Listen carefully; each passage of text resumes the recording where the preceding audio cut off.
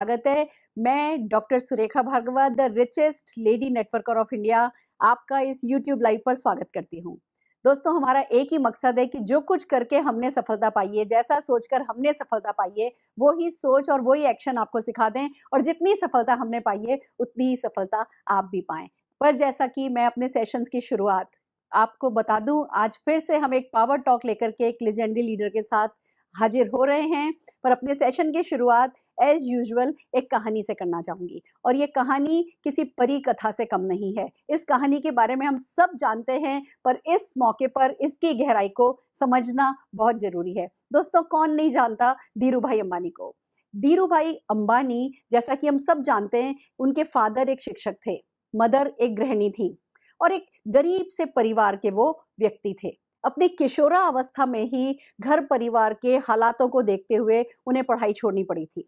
पढ़ाई छोड़ी, खुद ने छोटे छोटे काम करने शुरू किए और दोस्तों, जब काम करने लगे, सबसे पहले एक फल और नाश्ते का ठेला लगाया। वो थोड़ा चला, थोड़ा नहीं चला, थोड़ी और बुद्धि लगाई तो एक जहां पर एक जिसको कहते हैं ना, एक धार्मिक स्थान था, उस धार्मिक स्थान के बाहर उन्होंने पकौड़ों की रेहड़ी लगा ली। वो दूसरा व्यापार था उनका। वो व्यापार जब सीजन होता था, जब धार्मिक स्थान पर लोग आते थे तो चलता था और जब लोग नहीं आते थे नहीं चलता था। उन्होंने वो व्यापार बंद किया। जब वो दो व्यापार में असफल हो गए तो उनके पिताजी ने उन्हें एक जगह पेट्रोल पंप पर नौकरी करने के लिए प्रेरित किया और किसी तरीके से उनको उस शेल कंपनी के पेट्रोल पंप पर नौकरी मिल गई। दोस्तों, वो वहाँ दिल लगा करके काम करने लगे और वहाँ पे तरक्की करने लगे। छोटी छोटी पोस्ट उनकी जो पेट्रोल भरने के काम से शुरू हुए थे, तरक्की कर रहे थे। मैं तब का एक वाकया आपको बताना चाहती हूँ। उस वक्त उनके ऑफिस में चाय 25 पैसा कप मिलती थी और हर कोई व्यक्ति, जितने भी लोग वहाँ शेल पेट्रोल पंप पे काम करते थे, वो 25 पैसा प्रति कप वाली चाय पिया करते थे। पर धीरू भाई अंबानी पास के एक बड़े से होटल में रोज 1 रुपए में मिलने वाली चाय पीने जाते थे। और जब वो 1 रुपए की चाय पीने जाते थे, सब लोग उनका मजाक बनाते थे। सब लोग कहते थे, तेरे में बहुत अकड़ है, तू बहुत है ना, मतलब बिल्कुल बिगड़ेल है, तू बहुत फिजूल खर्च करता है। और 1 रुपए की चाय किसी को समझ में नहीं आती थी वो क्यों पीते हैं। जब बहुत उनके खास लोगों ने पूछा कि भैया, इतनी सी तो कमाई है, उस कमाई का तू मैक्सिमम पार्ट, मेजर हिस्सा जो है वो अपनी चाय पीने में लगा देता है, ऐसा क्यों करता है? तो धीरू भाई अंबानी ने कहा कि मैं जिंदगी भर पेट्रोल पंप पर काम नहीं करना चाहता, मैं तरक्की करना चाहता हूँ, मैं सफलता के लिए बनाऊं और जब सफलता मेरी जिम्मेवारी है तो मुझे कुछ नया सीखना होगा। और मैं इसलिए बड़ी होटल में जाकर के चाय पीता हूँ क्योंकि वहां पे व्यापारी लोग आते हैं चाय पीने के लिए। और जब वो व्यापारी लोग आपस में बात करते हैं तो जितनी देर मैं चाय पीता हूँ, कान खोल करके उनकी बातें, उनका व्यवहार सीखता और समझता हूँ। और वो ही जो पढ़े पढ़े लिखे नहीं थे धीरू भाई अंबानी, पर उन्होंने एक अलग तरीके से बिजनेस मैनेजमेंट की, वो चाय के बदले में ट्रेनिंग ली। आज रेस्ट इज हिस्ट्री। हम सब जानते हैं कि जिस समय धीरू भाई अंबानी जी की डेथ हुई तो वो कितने अमीर बन करके, कितना देश के लिए करके इस दुनिया से गए। दोस्तों, एक कहते हैं ना, संगत रंगत बदलता है, जैसी संगत वैसी रंगत।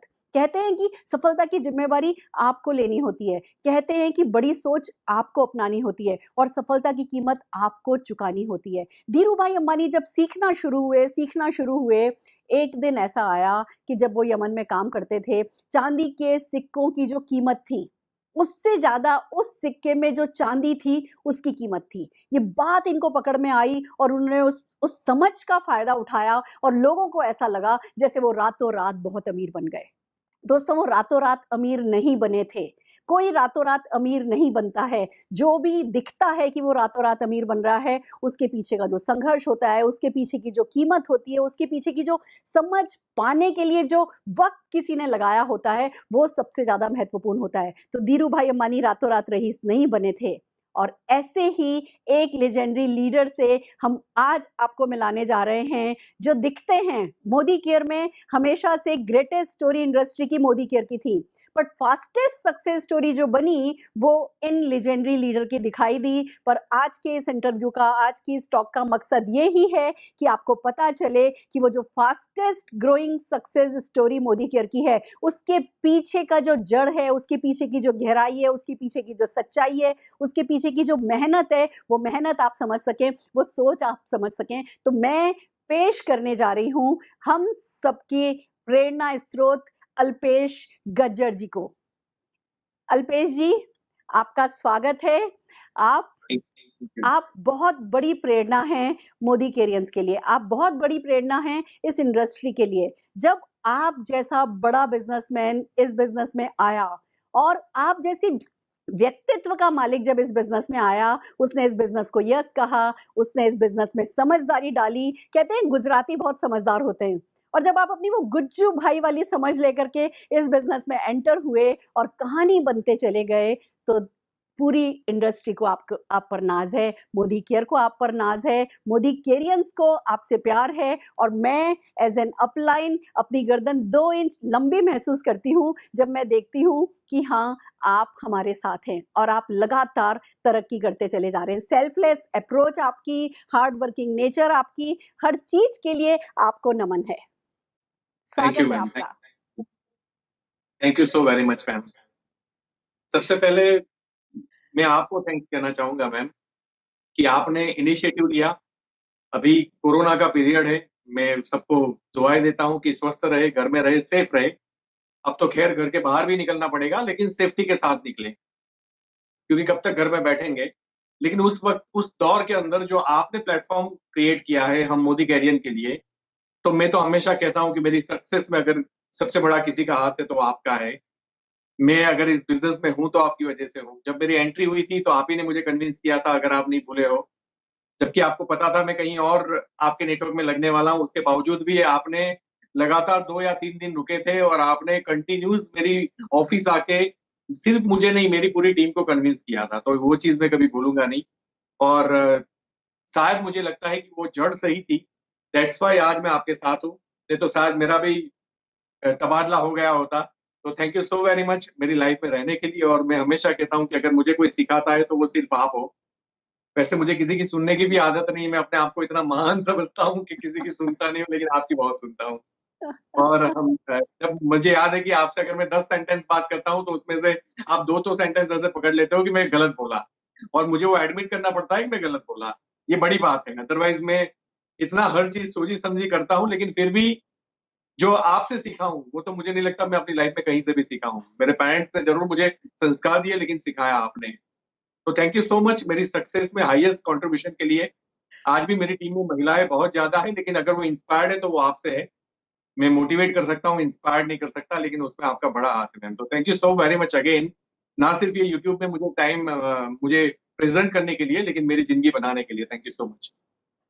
अल्पेश जी, आपको सबसे ज्यादा पसंद मैं आपके सेल्फ लव के कारण करती हूँ। आप जो अपने आप से प्यार करते हैं, आपके साथ मैंने बहुत वक्त बिताया है, और मुझे जो सबसे अच्छी चीज आपकी लगी है वो ये सेल्फ लव ही है। एक वो ही व्यक्ति सफल होता है जो खुद को सबसे ज्यादा प्यार करता है, और आप खुद को इतना प्यार करते हैं, वो आपकी हर हरकत में, वो आपकी हर नजर में, वो आपकी हर फोटोग्राफ में, वो आपकी हर अदा में दिखता है। और इसके लिए मैं आपको बहुत पसंद करती हूँ, क्योंकि जो खुद को पसंद नहीं करते, लोग उन्हें पसंद नहीं करते। और आप जब खुद को इतना प्यार करते हैं और दूसरों को भी यही अपने आप से प्यार करना सिखाते हैं, मैंने देखा है न केवल आप खुद को प्यार करते हैं, आप दूसरों को भी बहुत रिस्पेक्ट देते हैं।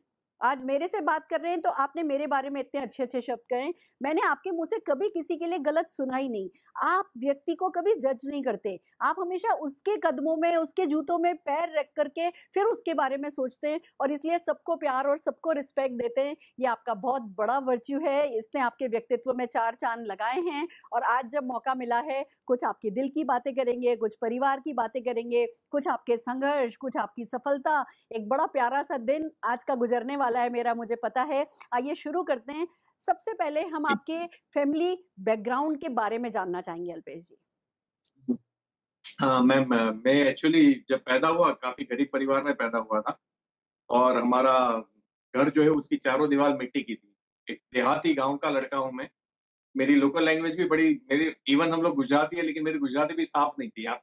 आपको मैं बोल के बताऊंगा, आपको समझ नहीं आएगी, लेकिन हाँ, जो एक देहाती लैंग्वेज होती है वो मेरी लैंग्वेज थी। मतलब गुजराती भी ठीक नहीं था। अभी तो ठीक। मुझे लगता है कि गुजरातियों के कंपेयर में भी मैं हिंदी अच्छी बोल देता हूँ। नहीं तो हम लोग हर लैंग्वेज गुजराती में बोलते हैं। तो मेरा गुजराती भी ठीक नहीं था। और पढ़ाई के लिए पैसे नहीं थे। कई बार ऐसा था कि खाने के लिए भी पैसे नहीं थे। और मेरी मम्मा ने बहुत स्ट्रगल किया है हम तीनों भाइयों के लिए। पापा ने भी बहुत स्ट्रगल किया। हाँ, हम भले ही झोपड़े में रहते थे, लेकिन पापा ने हमें नडियाद स्कूल में रखा था इंग्लिश मीडियम के अंदर। तो मेरी जो कहने का मतलब ये है कि जो मेरा बैकग्राउंड है, वो तो काफ़ी पुअर रहा।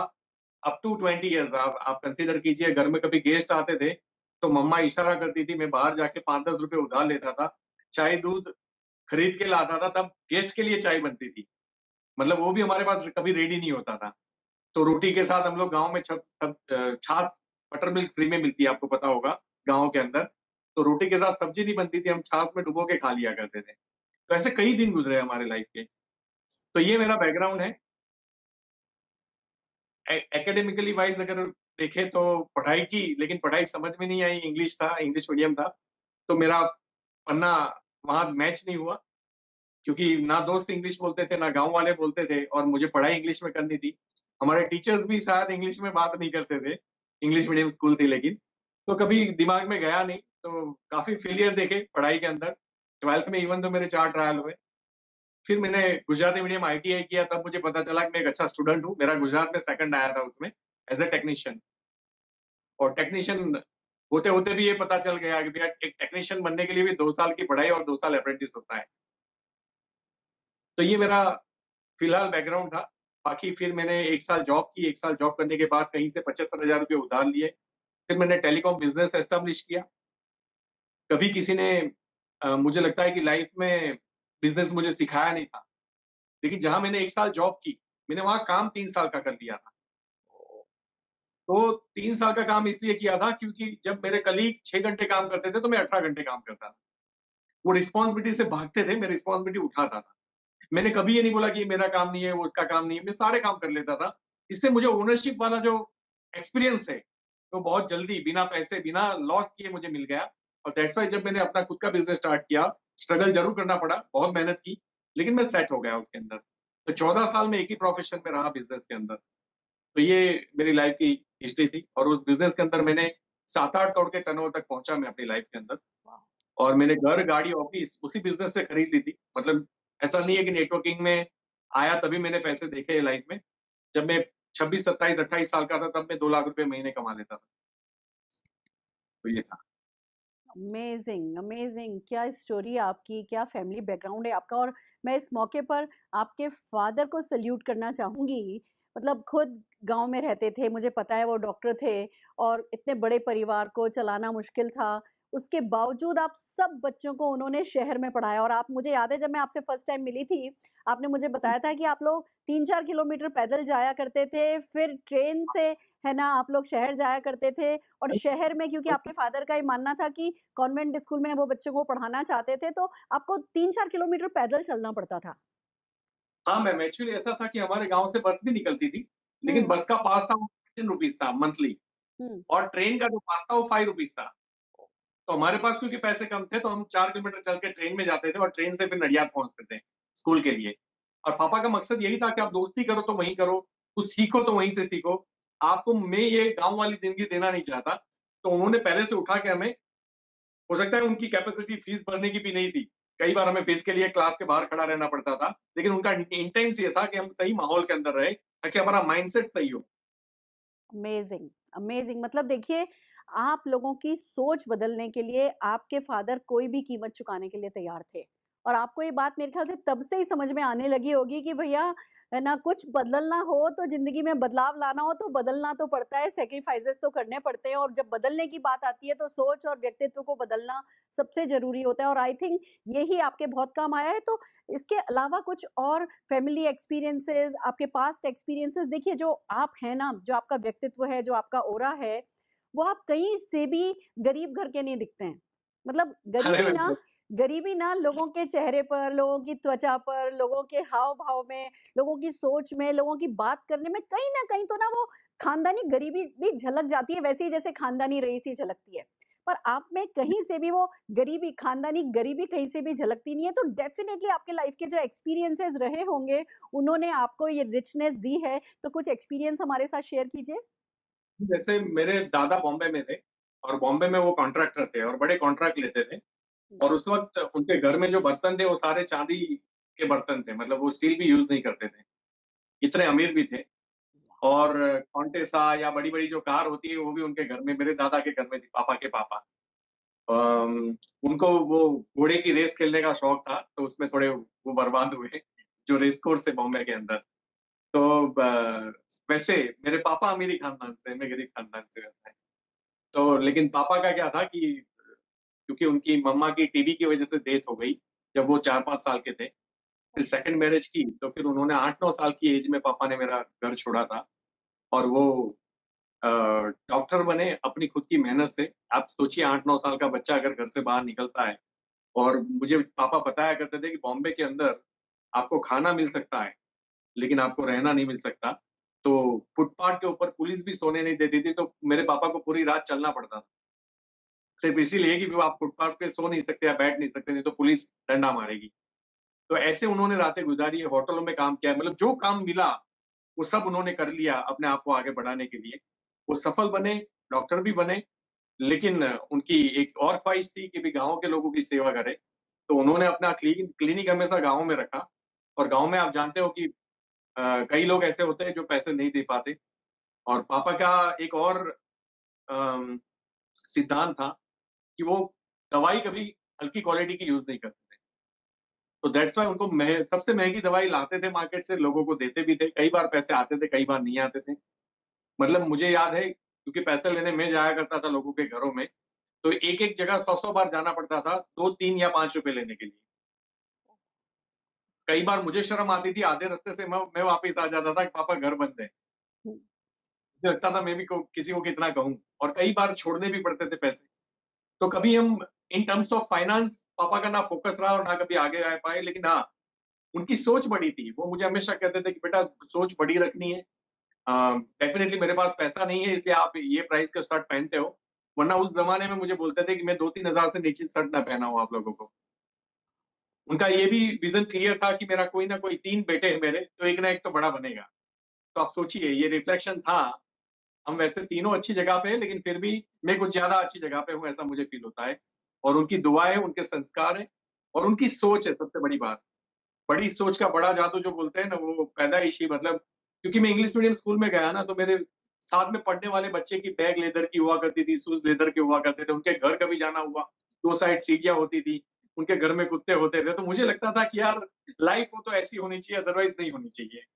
तो उस वक़्त से जब मेरी एज 8, 9, 10, 11 साल थी, तभी मेरे अंदर फीलिंग हो चुका था कि लाइफ़ में कुछ बड़ा करना है और भगवान इतनी नाइंसाफ़ी नहीं करेगा कि आप इंटेंस के साथ मेहनत करो और फिर आपको सक्सेस ना मिले। अमेज़िंग, अमेज़िंग यही देखिए यही झलकता है।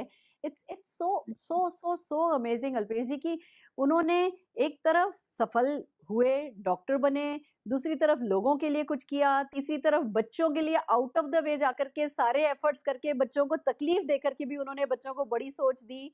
मैं सलाम करती हूँ उनको और मुझे ऐसा लगता है कि हिंदुस्तान में जो हमारी पीढ़ी है ना मतलब आप और हमें हमारे जो पेरेंट्स हैं वो पंचतंत्र की कहानियाँ पढ़ते-पढ़ते ही बड़े हुए थे। हम वो सही हुँ, गलत की जो हमारी परिभाषा थी, जो हमारी वैल्यूज़ थी, उन वैल्यूज़ में यही सब था जो आपके पिताजी, आपके फादर जिस चीज़ को रिप्रेज़ेंट कर रहे हैं। मेरे को लगता है आज की तारीख में हिंदुस्तान की मैक्सिमम लोग ऐसे हैं जिनके पेरेंट्स ने उन्हें सही और गलत सिखाया है। हम सब लकी हैं, आप बहुत लकी थे। अब मैं जानना चाहूँगी कि आपकी प्रोफ़ेशनल लाइफ़ में क्या अप्स एंड डाउन्स आए? देखिए, भगवान आपको मोदी केयर तक लेकर के आया, नेटवर्क मार्केटिंग तक लेकर के आया तो उसका प्लान पहले ही था। डेस्टिनी तो पहले ही लिखी गई थी, पर यहाँ तक आने से पहले वो कौन से उतार-चढ़ाव थे, वो कौन से प्लस और माइनस आपने देखे, जो आपको यहाँ तक लेकर के आए? प्लीज़ थोड़ा डिटेल में बताइए। अ, बिज़नेस तो मेरा अच्छा था मैडम। मेरा बिज़नेस जो था ना वो टेलीकॉम का था। हुँ, तो मशीन पे फ़ोन्स बेचना, जिसका एरा अभी खत्म हो चुका है। राइट। तो उस बिज़नेस के अंदर मैंने 14 साल राज किया। अभी आप कंसीडर कीजिए मैं नंबर 1 पे रहता था, टर्नओवर के मामले में, सेलिंग के मामले में, बड़ा स्टाफ था मेरे वहाँ। तो मुझे लग रहा था अब लाइफ़ में कुछ करने की ज़रूरत नहीं है। तो वहीं से मैंने लाइफ़ में एक सीखा क्योंकि जब मोबाइल आ गए, ये टेक्नोलॉजी ने मुझे खत्म कर दिया। मोबाइल आना दुनिया के लिए अच्छी बात थी, लेकिन मेरे लिए बड़ी खतरनाक बात थी, क्योंकि जैसे ही मोबाइल आए और सस्ते हो गए, लोगों ने पीसीओ पे जाना बंद कर दिया और दैट्स व्हाई फिर मेरा बिज़नेस कोलैप्स हो गया। जो 7-8 करोड़ था, वो 70 लाख पे आ गया और फिर 40 लाख से रिपेयरिंग का आ रहा था और फिर तो वो भी बंद हो गया। बंद मतलब मेरा बिज़नेस मुझे बंद करना नहीं पड़ा, बंद हो गया। तो ये मेरा भी मैसेज है लोगों से, अगर कोई ये समझ ले मेरी दादा की दुकान है, किराने की शॉप है, बेसिक नीड वाली शॉप है, ये कभी बंद नहीं होगी। भगवान ना करे आजू बाजू में कोई ग्रोसरी मॉल आ गया और उनके रेट्स आपको पता है कि वो कितने डिस्काउंटेड देते हैं, तो उनके दादा की नहीं, 7 किलोमीटर में जितने भी दादा हैं उन सबको शट करना पड़ेगा। ये आप भी जानते हो, मैं भी जानता हूँ। तो कहीं ना कहीं जो है आज की डेट में जो बिजनेस है और खास करके जो पैसे लगा के करते हैं वो बड़ी रिस्क वाली चीज है। या तो कंपटीशन, या तो गवर्नमेंट के नॉर्म्स, या तो टेक्नोलॉजी, या कुछ भी, या एक नया इजार आपको खत्म कर सकता है। तो मेरे पास कोई सेकंड सोर्स ऑफ इनकम नहीं था उस वक्त। सिर्फ मुझे लग रहा था कि मेरा धंधा चल रहा है, मुझे कोई टेंशन ही नहीं है, एक में ही चलने दो। प्रॉब्लम ये हुई कि सेकंड सोर्स नहीं था। साथ साथ में जब मैंने बिजनेस स्टार्ट किया था वो 75,000 उधार लेके, तो मैं 300 किलोमीटर बाइक एवरीडे चलाता था, बजाज सुपर स्कूटर चलाता था 300 किलोमीटर। ये चमड़ा जल जाता था और यहाँ से मतलब खोपड़ियां निकलती थी, इतना मतलब मेरी 44 डिग्री के अंदर मैंने ड्राइव किया है। लेकिन जब 3-4 साल के अंदर जब मैंने बिजनेस सेटअप कर लिया, आदमी पुराने हो गए, उनको भी सब मालूम था क्या करना है, तो मैं सिर्फ चेक के ऊपर साइन करता था। अब जैसे आप तो जानते हो, गुरु हो, तो इंसान को जैसे काम करने की आदत होती है वैसे काम नहीं करने की भी आदत हो जाती है। मेरी प्रॉब्लम ये हुई कि ये काम नहीं करने की आदत मुझे कब लग गई मुझे समझ में नहीं आया। और मैं सारे लोग जो व्यूअर्स हैं उनको रिक्वेस्ट भी करूंगा, जिंदगी में एक आदत कभी मत लगने देना, और वो है काम नहीं करने की आदत। अपने आप को झोंके रखना कहीं ना कहीं। मैंने नहीं रखा, दैट्स व्हाई मेरे मेरे से कोई अच्छी चीज सिलेक्ट नहीं की गई, क्योंकि आज भी कोई मेहनत वाली चीज आती है तो आदमी दूर भागता है, और जब कम मेहनत वाली आती है तो उसके अंदर तुरंत वो घुस जाता है। वो इवन तो वो रिस्क लेता है, अपनी लाइफ को रिस्क में डाल देता है, क्योंकि उसमें मेहनत नहीं है। तो ये लोगों को पता नहीं है कि बिना मेहनत के लाइफ में कुछ नहीं मिलता। तो मैंने एक नो उस जमाने में फाइनेंशियली रेट 9 की बात है, मैंने ट्राई किया सिक्योरिटी कैमरा, क्योंकि मुझे पता था इसका जमाना आएगा सिक्योरिटी कैमरा, और साथ में वेइंग स्केल। लेकिन धंधा चलता नहीं है, धंधा चलाना पड़ता है, जो आप भी जानते हो और मैं भी जानता हूँ, दुनिया भी जानती है कि धंधा पैसे डाल दो, जगह ले लो, तो चलता नहीं है, उसको चलाना पड़ता है। दुनिया का कोई भी बिजनेस, तो चलाने के लिए जो धक्का लगाना था वो शायद मेरे बॉडी, मेरी आत्मा, मेरा शरीर सपोर्ट नहीं किया। तो मुझे तुरंत ही उसको शट करना पड़ा। और फिर मुझे किसी ने बताया कि स्टॉक मार्केट में बड़ा आसानी से पैसा आता है, शेयर मार्केट में। फिर वो आसानी वाले पैसे में लेने गया, और उसके बाद मुझे वो शिक्षा मिली लाइफ की कि अल्पेश, जिंदगी में भी कभी आसानी से पैसे आते नहीं।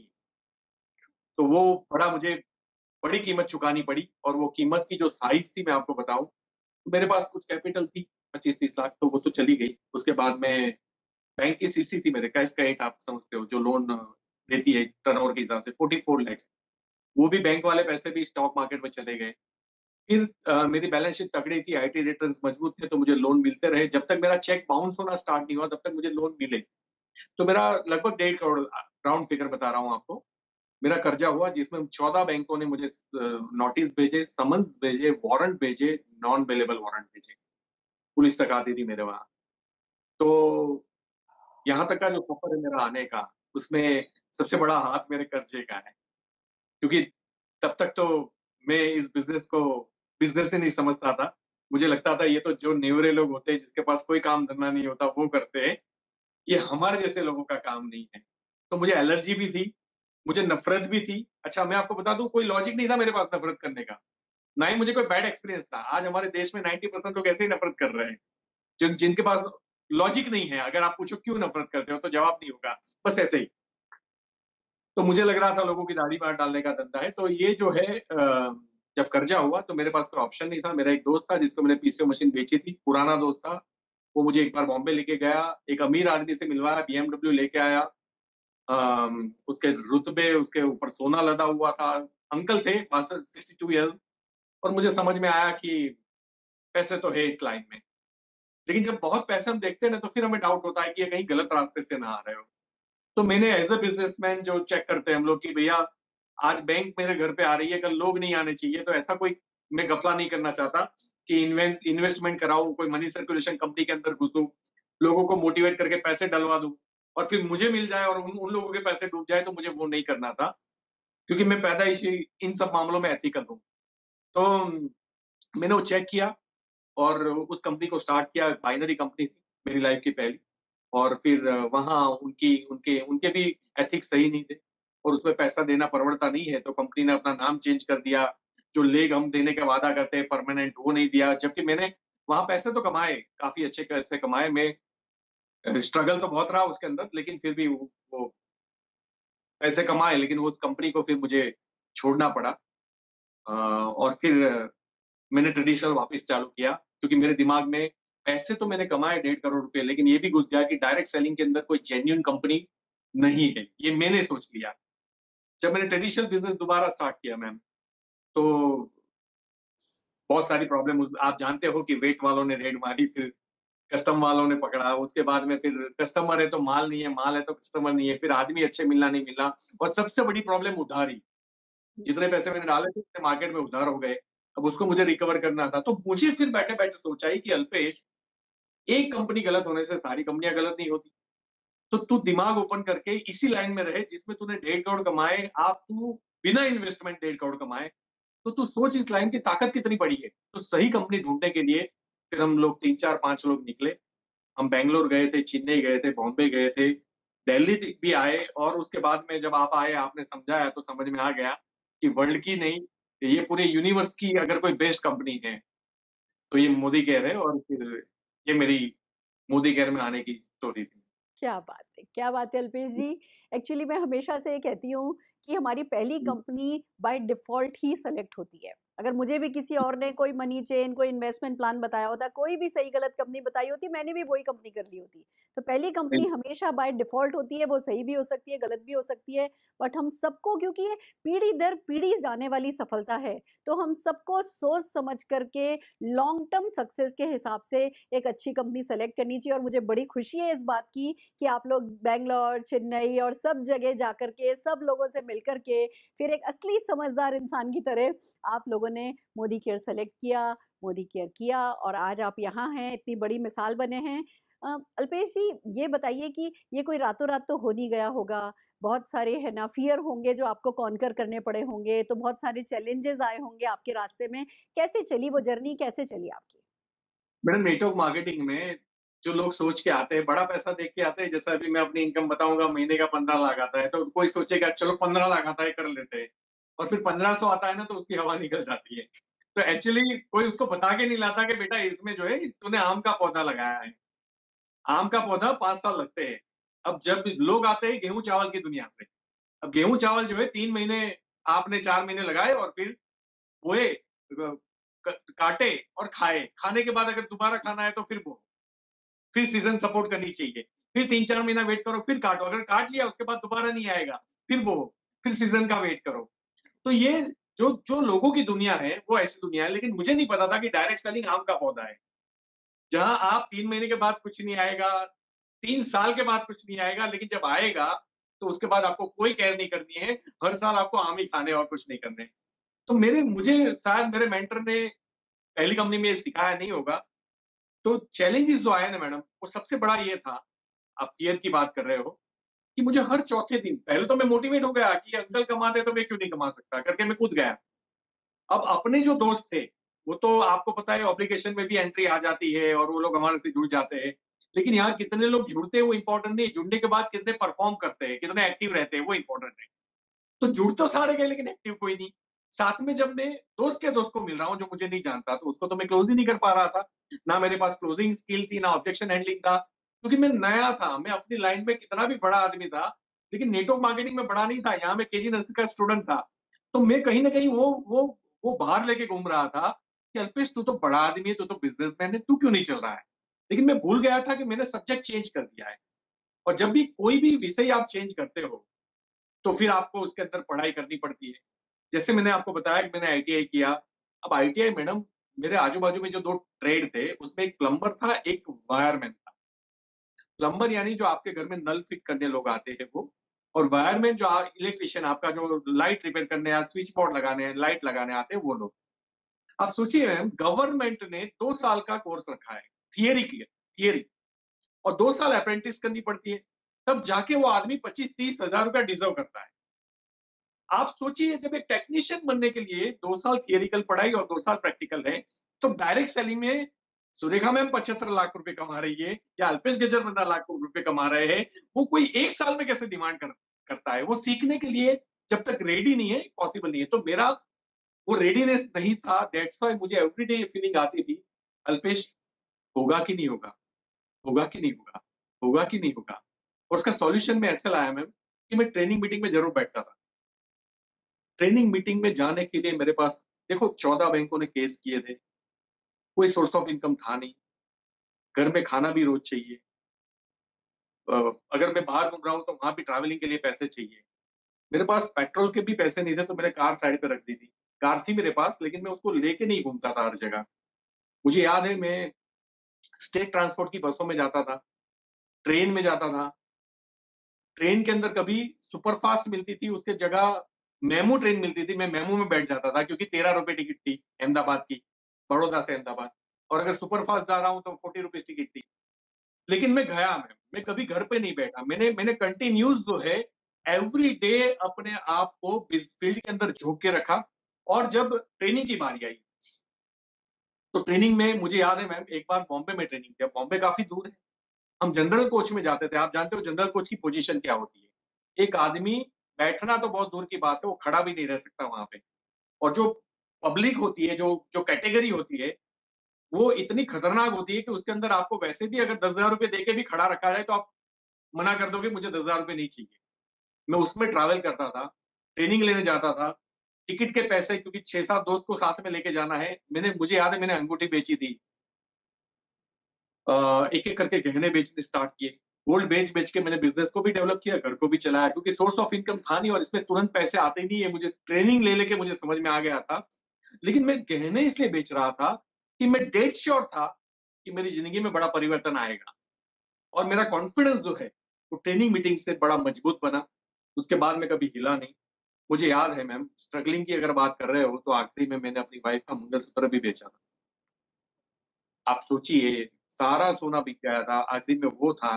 और तब मुझे एक डायलॉग भी याद है कि मैंने मेरी वाइफ को बोला था कि ये मैं जरूर बेच रहा हूँ, रेट भले ही 50,000 हो जाए, जो कि आज हो गया है, मैं तुझे 5 किलो सोना ला के दूंगा। ये बिजनेस में इतनी ताकत है।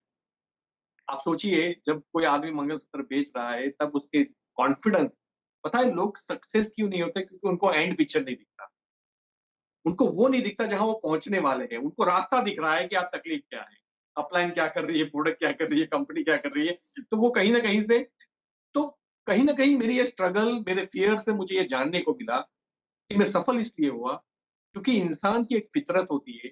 जो करना चाहता है मैम, वो किसी भी हाल में करके चला जाता है। और जिसको नहीं करना होता, आप उसको कंधे पे बिठा दीजिए, वो 4 घंटे के बाद बोलेगा मुझे पैर दुखते हैं, जरा उतार दो ना। वो तब भी काम नहीं करेगा। तो ये मेरी जर्नी थी। और मुझे याद है, मुझे भूख लगती थी, 80 रुपए थाली का अहमदाबाद गीता मंदिर स्टॉप पे, बस स्टॉप पे बोर्ड लगे हुए होते थे। जेब में मेरे पास है एक्स्ट्रा 100 रुपए, लेकिन कल फिर फील्ड में जाना है, तो उसके लिए भी टिकट के लिए पैसे रखने हैं। तो 10 रुपए के चने खा के मैं वो जो नल में पानी आता है बस स्टैंड पे, वो मैं पी लेता था। तो आप सोचो, पहले गरीबी देखी, फिर अच्छा लाइफ आया, फिर वापस नीचे गया, फिर मैं ऊपर आया। और मैंने कहीं सुना था कि जो गुण आपके अमीरी में डेवलप होते हैं वो गरीबी में कभी नहीं होते, और जो गरीबी में डेवलप होते हैं वो अमीरी में कभी नहीं होते। तो मैंने 2 बार लेटेस्ट किया हुआ है, दोनों ग्रेजुएशन, गरीबी और अमीरी दोनों का। तो दैट्स व्हाई टफ। अब काफी टफ। अमेजिंग।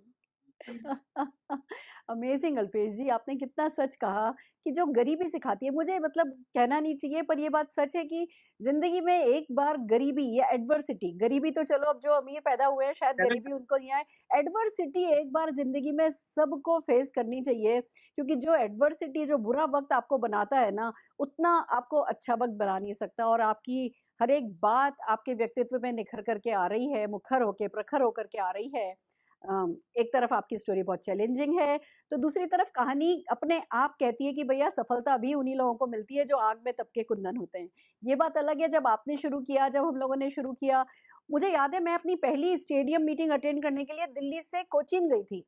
कोचीन में था स्टेडियम शो, पहली बड़ी इवेंट अटेंड करने के लिए। आजकल लाइफ उतनी टफ नहीं रह गई है नेटवर्कर्स के लिए। आजकल हर शहर में जो है आपके पास इवेंट्स बिल्ड हैं, हर शहर में है ना, सारा सिस्टम सेट है। आजकल यूट्यूब जो है वो बहुत बड़ा सोर्स बन गया है एजुकेशन का, ट्रेनिंग का। तो अब जितना हमारे पास जो संघर्ष था, जिस तरीके का संघर्ष हमारे पास था, उस तरीके का संघर्ष तो अब लोगों के लिए नहीं है। बट फिर भी ये बात अपने आप में सच है कि बिना संघर्ष किए तो इस साइज़ की सफलता तो नहीं मिल सकती है। अमेज़िंग, बहुत प्रेरणादायक है आपकी स्टोरी। अल्पेश जी, अब एक बात ये बताइए कि ये सब हो रहा था, टर्निंग पॉइंट क्या आया आपकी लाइफ़ में? टर्निंग पॉइंट अगर आप मुझे पूछो, तो जैसे मैंने एक नेटवर्किंग की ताकत समझी, लेकिन नेटवर्क कंपनी नहीं समझ पाया मैं, राइट? तो एक जगह पे पहुँचे, मैंने उस कंपनी में 11 लाख महीने की इनकम तक मैं पहुँचा और फिर मुझे उसको लीव करना पड़ा। फिर मैंने ट्रेडिशनल स्टार्ट किया। टर्निंग पॉइंट ये था कि जब आप मेरी ऑफ़िस में आए और आपने समझाया और मैंने सही वक़्त सही डिसीज़न लिया। तो ये आप मेरे लिए टर्निंग पॉइंट यही है कि आप मेरी लाइफ़ में आए और आपने मुझे अंडरस्टैंड करवाया। इवन दो निखारा भी कुछ कुछ फ़ॉल्ट्स हर इंसान में होते हैं और हर एक को एक अच्छा मेंटर चाहिए, तो मुझे वो मिला। तो आज भी आप मेरे में कटिंग फिनिशिंग करते हो और मुझे बहुत अच्छा लगता है उन चीज़ों को। और लाइफ़ में ऐसा एक पर्सन हमेशा होना चाहिए।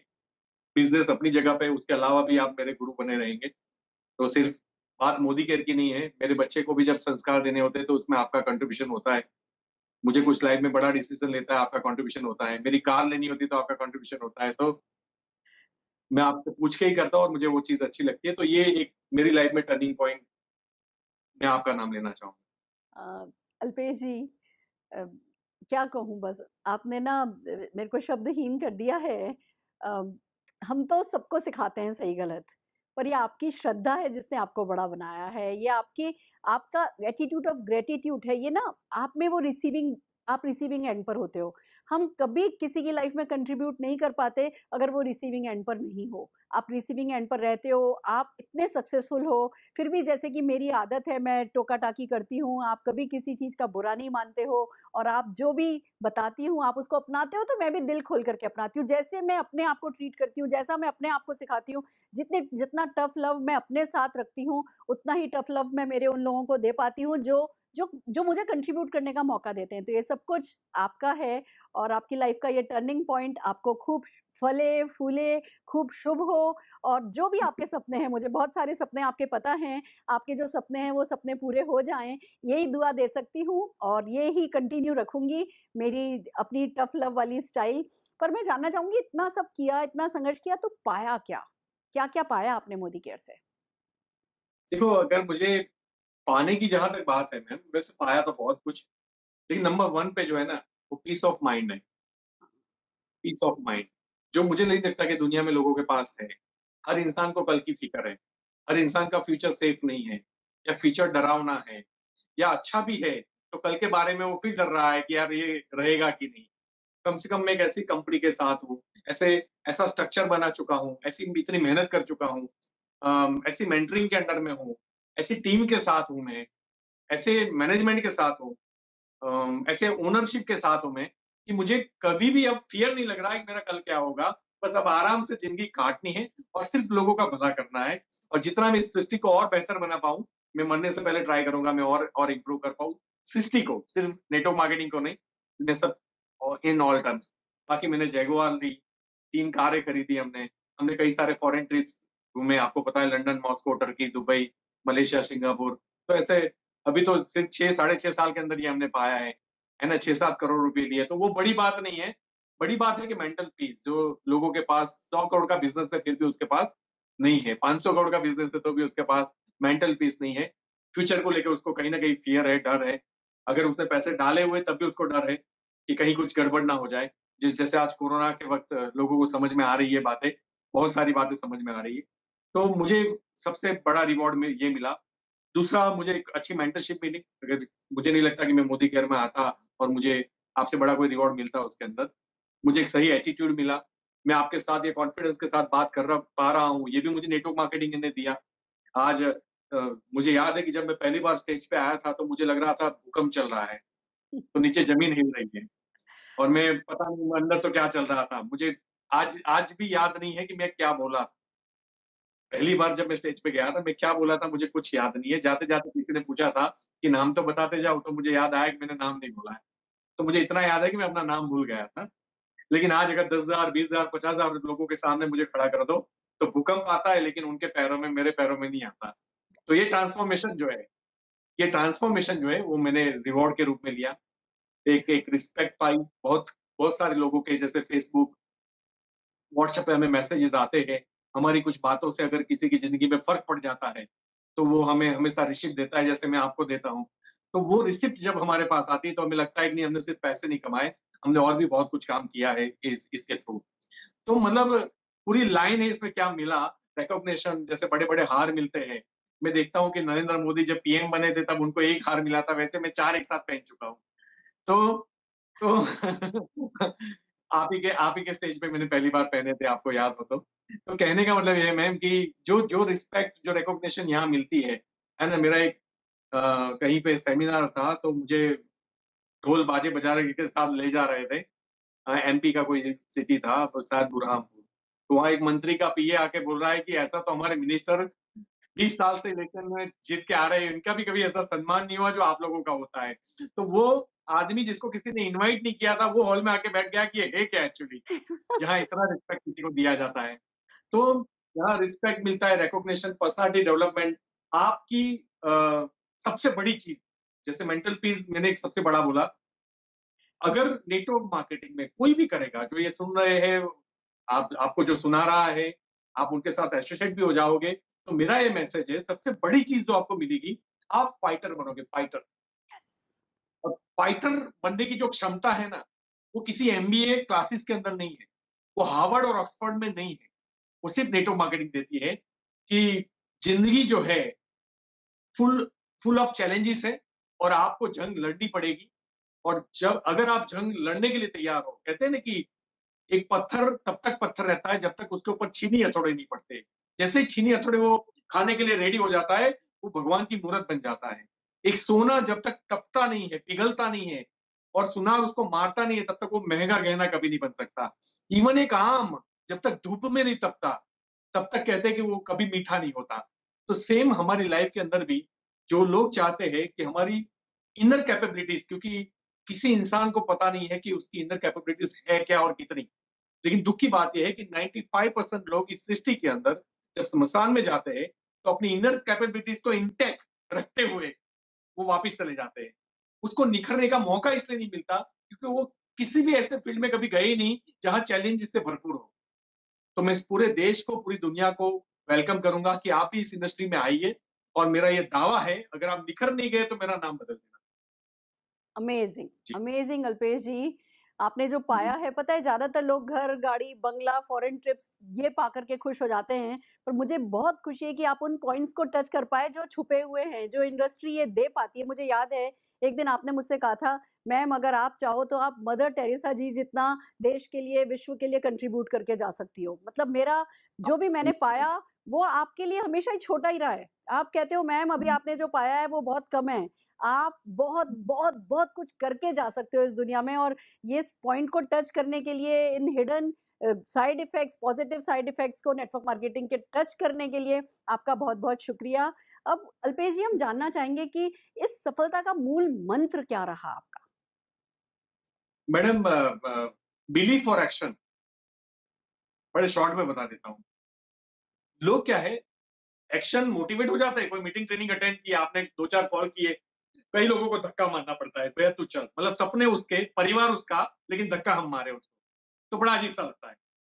तो चलो एक्शन कर भी लेते हैं, कई लोग अच्छी ट्रेनिंग मीटिंग से मोटिवेट हो जाते हैं, नहीं अब तो करके दिखाना है, और फिर जब वो करके दिखाने के लिए निकलते हैं, 1 हफ्ते के बाद बोलता है कि अब फिर प्रोकास्टिंग, मतलब उसकी टाल मटोल करने की प्रक्रिया स्टार्ट हो जाती है। करते हैं, बाद में जाते हैं, करते हैं, अरे वो मीटिंग तो अटेंड कर ली, अरे सुरेखा मैम का तो मैंने देख लिया, अब दोबारा ने अल्पेश गज्जर को एक बार सुन लिया, अब दोबारा क्या सुनूं। तो वो आराम से, मतलब जहां उनको कंफर्ट फील होता है उस दुनिया में वो चले जाते हैं।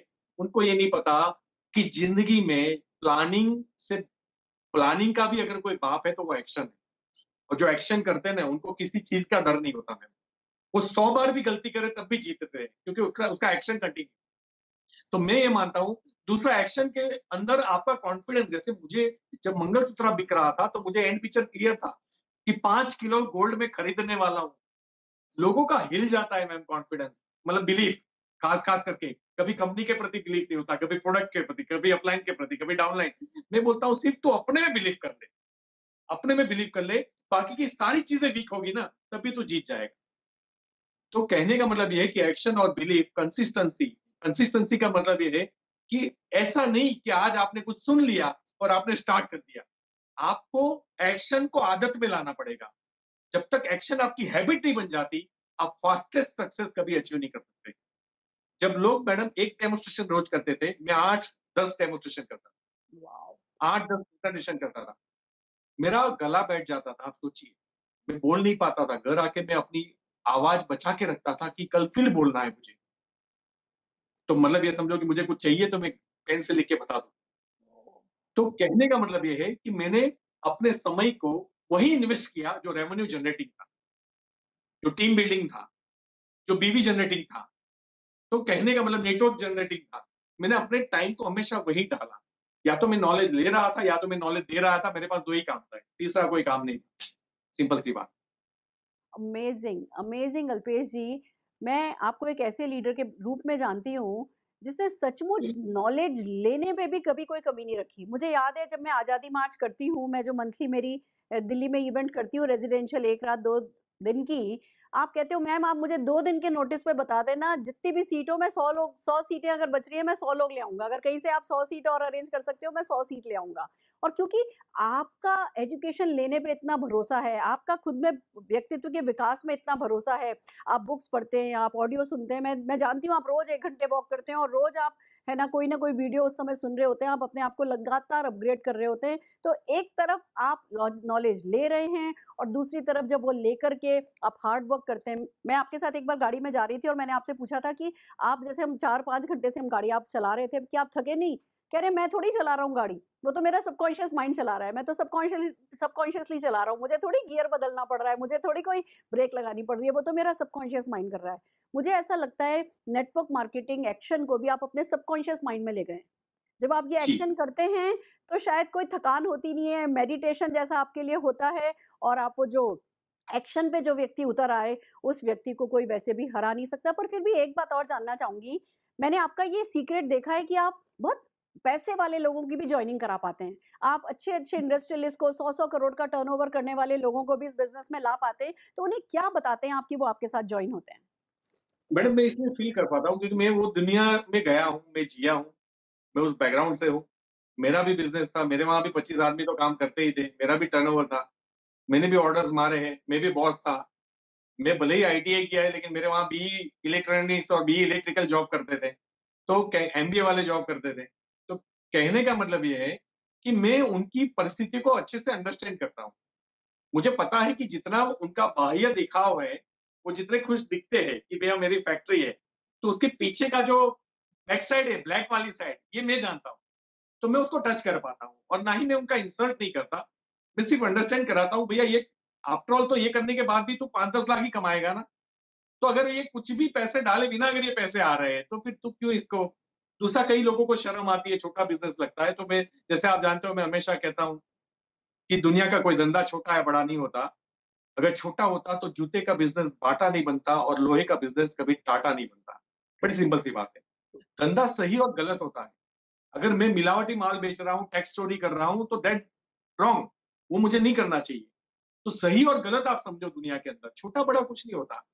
तो मैं उन लोगों को ये समझाने में सफल रहता हूँ कि इससे ये बड़ा धंधा है और बड़े माइंडसेट के साथ में लोगों को लाता हूँ मैं। मेरा प्रेज़ेंटेशन में कभी साइड पे तू 10,000 15,000 कमा लेगा, ये मेरे प्रेज़ेंटेशन में कभी नहीं आता और मुझे वो 10-15 हज़ार सोच वाले लोग चाहिए भी नहीं। कोई बात नहीं, माफ़ करे वो मुझे।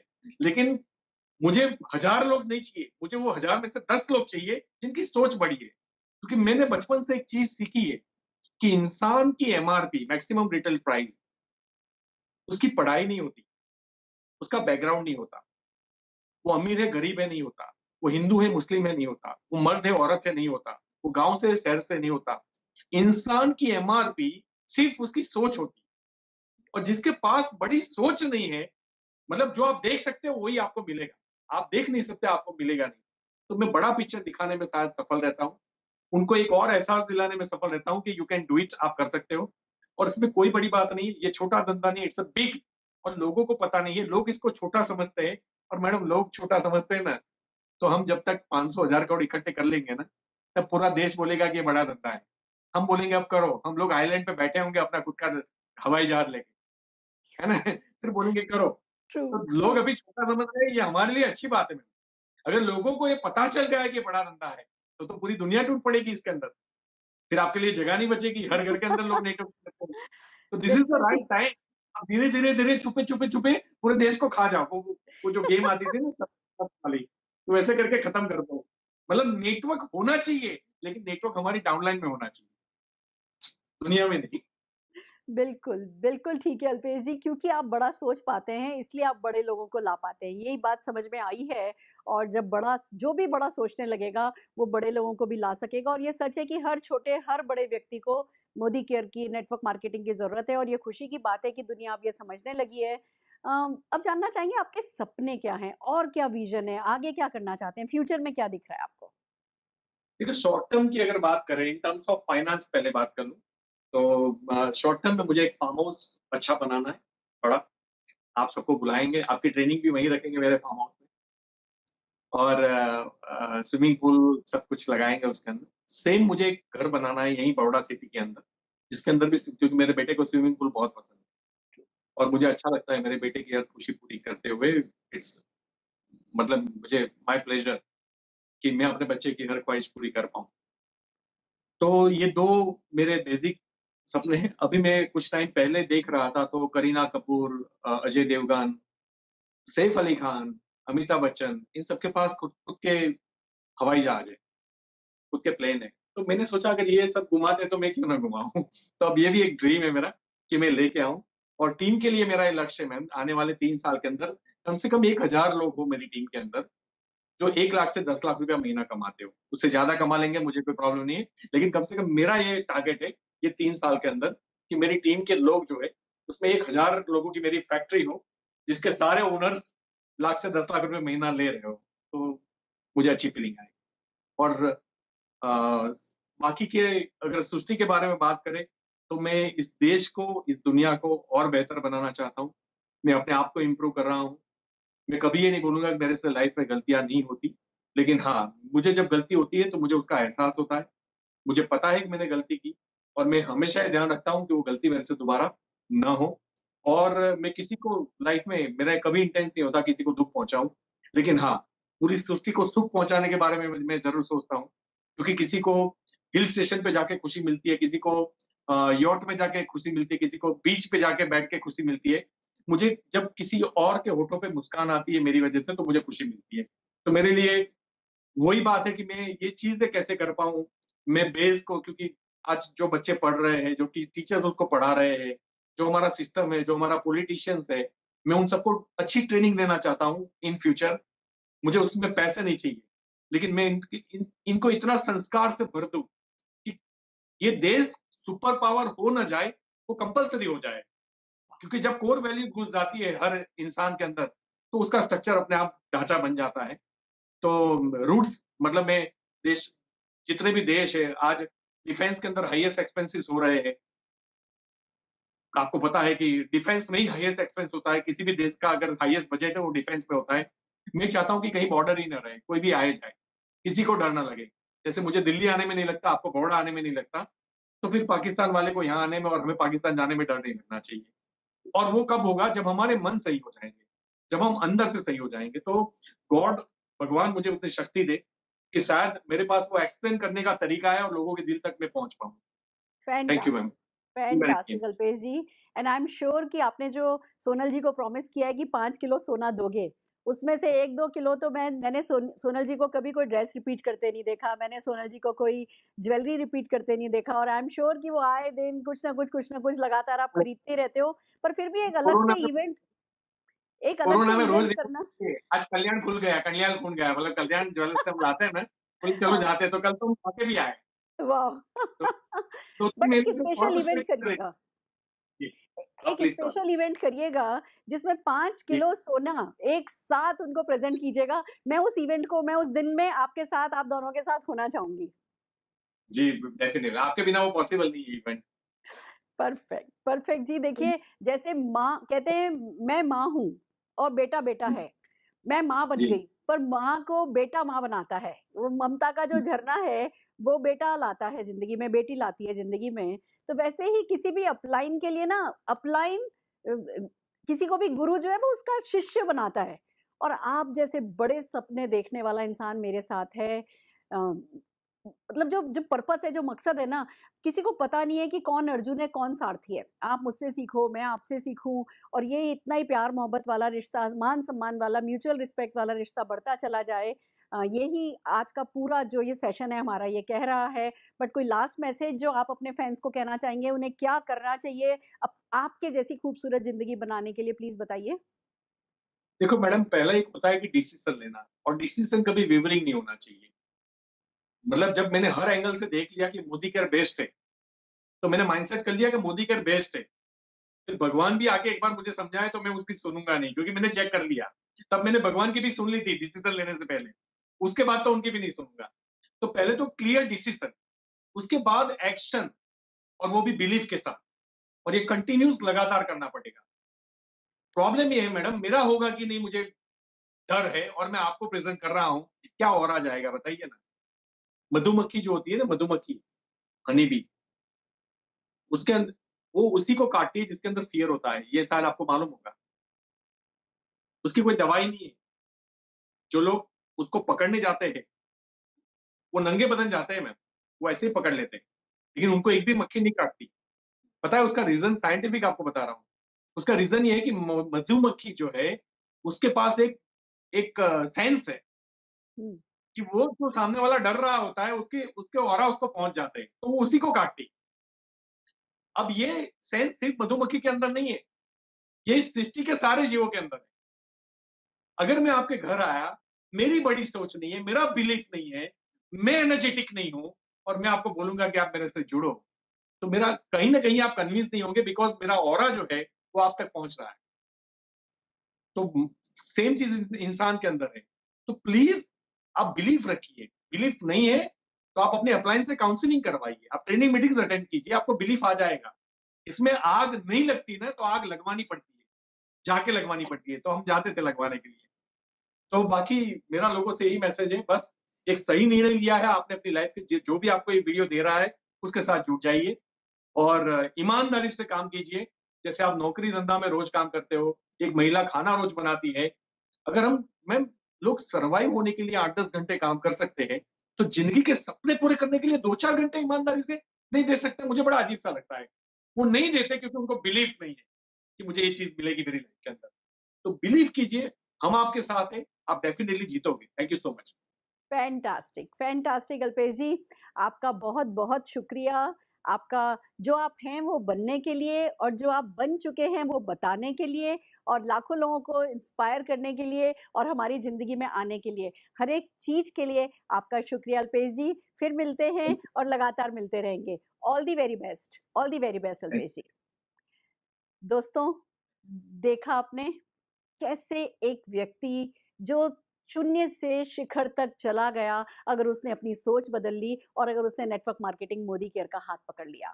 जैसे उनकी जिंदगी बदली, ऐसे ही आपकी जिंदगी बदली जा सकती है अगर आप एक्शन करने पर आमादा हो जाएं। अगर आप जस्ट नेटवर्क मार्केटिंग में, मोदी केयर में बिलीफ क्रिएट कर लें और फिर एक्शन करने पर उतर आए, जो भी उन्होंने आज सिखाया है, अगर आप उन लेसन्स को अपना लें तो आप भी उन्हीं के जितनी सफलता पा सकते हैं। पर जैसा कि मैं अपनी हर लेजेंडरी टॉक का एंड उस प्रोस्पेक्टिंग स्टोरी से करती हूँ, दोस्तों, अल्पेश जी जब उन्होंने कंपनी चेंज करने का फैसला किया, बैंगलोर, चेन्नई, सब जगह नेटवर्क मार्केटिंग कंपनी ढूंढ रहे थे, उस सिलसिले में उन्हें मोदी केयर के एक लीडर मिले, और एक मोदी केयर के एक व्यक्ति ने उनको बिजनेस समझाया। बट मेरे साथ ये हुआ कि मेरे पास बड़ौदा से एक परमार जी का कॉल आया कि मैम, कुछ लोग हैं, हम लोग जो मोदी केयर करना चाहते हैं, अगर आप हमें आकर के समझा सकती हैं। मैंने सवेरे 5 बजे की फ्लाइट ली, 3 बजे उठी, 4 बजे घर से, मतलब 3 साढ़े 3 बजे निकली, 4 बजे एयरपोर्ट पहुंची, फ्लाइट ली। मैं जब 7:30 बजे बड़ौदा पहुंची तो परमार जी कार लेकर के मुझे लेने के लिए खड़े थे। उन्होंने मुझे वहां से रिसीव किया, रास्ते में एक जगह ब्रेकफास्ट कराया, और फिर एक ऑफिस में ले गए। उस ऑफिस में जब मैं गई तो एक टेबल थी, टेबल के उस तरफ अल्पेश गज्जर जी बैठे थे, टेबल के इस तरफ उन्होंने मुझे बैठाया और कहने लगे, मैम मैं है ना कंपनी ढूंढ रहा हूँ, अपलाइन ढूंढ रहा हूँ, और ऐसे ऐसे मैं इस व्यक्ति से मिला हूँ, और अब मैं मोदी केयर करना चाहता हूँ, पर जब मैंने सोचा मोदी केयर करना है तो मुझे एक आपसे मिलना जरूरी है, इसलिए हमने आपको यहाँ पे बुलाया है। दोस्तों मैंने उनसे एक ही बात कही कि अगर आप मोदी केयर के किसी व्यक्ति से मिल लिए हैं तो आप मोदी केयर ज्वाइन कीजिए, और मेरा कहीं भी आप ज्वाइन करते हैं मेरा हर हाल में आपको सपोर्ट अवेलेबल रहेगा। वो कहने लगे मैम एक हमारे 25-30 लोग ऑफिस में हैं कि आप उनके लिए बिजनेस समझा सकती हैं। मैंने उन 25-30 लोगों को बिजनेस समझाया और उनसे बातचीत करके उन्होंने मुझे चाय पिलाई, अपने दिल की बातें बताई, अपने सपने बताए, और मैं होटल चली गई। मैं वहाँ पे जो मेरी बाकी की, जब भी मैं किसी भी शहर में जाती हूँ तो और 2-3 लोगों से अपॉइंटमेंट ले लेती हूँ। मैंने उन लोगों को बिजनेस समझाया, 2-3 बजे के करीब इनका फिर से कॉल आया कि मैम मैं शाम को बहुत सारे लोगों को बुला सकता हूँ, क्या आप मेरे लिए एक मीटिंग और कर सकती हैं? मैंने कहा बिल्कुल कर सकती हूँ। फिर मैं सेल्फलेस भाव से गई।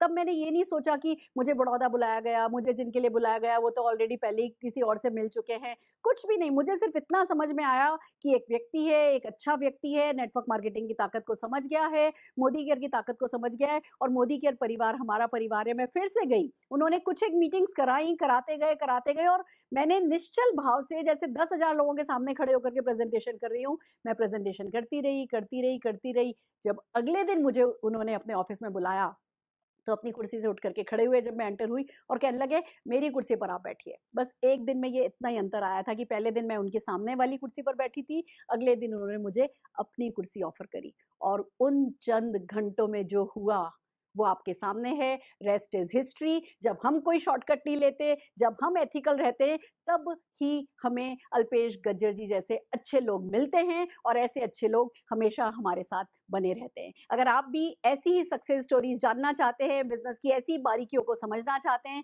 तो हमारे यूट्यूब चैनल पर बने रहिए, हमें लाइक कीजिए, शेयर कीजिए, सब्सक्राइब कीजिए, और जो भी हम सिखा रहे हैं फॉलो करते रहिए। All the very best.